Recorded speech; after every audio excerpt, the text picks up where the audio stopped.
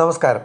ചെറുതേനീച്ചപ്പെട്ടിക്ക് entrance വാതിൽ എളുപ്പം എങ്ങനെ ഉണ്ടാക്കിയെടുക്കാം എന്നാണ് ഞാൻ ഇന്ന് നിങ്ങൾക്ക് കാണിച്ചു തരുന്നത്.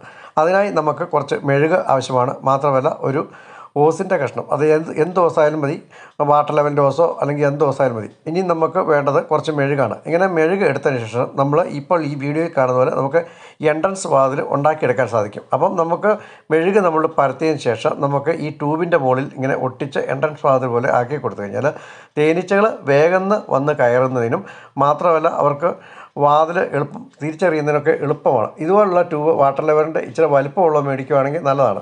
ഇങ്ങനെ മേടിച്ച് കഴിഞ്ഞാൽ അത് അല്പം ഇതുപോലെ ഈ വീഡിയോയിൽ കാണുന്ന പോലെ അല്പം ഉള്ളിലോട്ട് ഇച്ചിരി തള്ളി വെച്ചിരിക്കണം. അല്ലെങ്കിൽ നമുക്കതിൻ്റെ വാതിൽ അവിടെ ഒരു മെഴുകിട്ട് അടച്ചു വെക്കാൻ സാധ്യതയുണ്ട്. അപ്പം അതുപോലെ ഇച്ചിരി തള്ളി എടുത്ത ശേഷം നമുക്ക് ഈ മെഴുക് നമുക്ക് ഇതുപോലെ പരത്തിയിട്ട് ഈ വീഡിയോയിൽ കാണിക്കുന്ന പോലെ നമുക്കിങ്ങനെ വെച്ച് കൊടുത്തു കഴിഞ്ഞാൽ കറക്റ്റായിട്ട് നമുക്കൊരു നല്ല തേനീച്ച കോളനി എങ്ങനെയാണോ എൻട്രൻസ് വാതിൽ ഉണ്ടാക്കുന്നത് അതേപോലെ തന്നെ നമുക്ക് ഈ വാതിൽ ഉണ്ടാക്കിയെടുക്കാൻ സാധിക്കും. മാത്രമല്ല ഇത് അടച്ചിട്ട് നമുക്ക് ദൂര സ്ഥലങ്ങളിലേക്ക് കൊണ്ടുപോകാനും എളുപ്പം.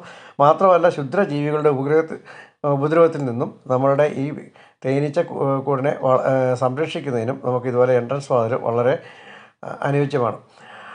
മാത്രമല്ല എൻട്രൻസ് വാതിൽ വളരെ ഗുണകരമാണ്. മാത്രമല്ല ഇതുപോലെ ഉണ്ടാക്കിക്കഴിഞ്ഞാൽ നമുക്ക് സെറ്റ് വിരിച്ച് വെക്കുമ്പോൾ ആദ്യം തന്നെ നമുക്ക് ഇതുപോലെ എൻട്രൻസ് വാതിൽ നമുക്ക് ഉണ്ടാക്കി കഴിഞ്ഞ് കഴിഞ്ഞാൽ നമ്മുടെ മുമ്പിൽ കാണുന്ന ആ തേനീച്ചപ്പെട്ടിയുടെ പൊടി എടുത്തിട്ട് 2 വാതിലിലും നമുക്ക് തേച്ച് കൊടുക്കാവുന്നതാണ്. ഇങ്ങനെ 2 വാതിലും തേച്ച് കൊടുത്തു കഴിഞ്ഞാൽ തേനീച്ചകൾ വേഗം വന്ന് കൂട്ടിൽ കയറിക്കൊള്ളും.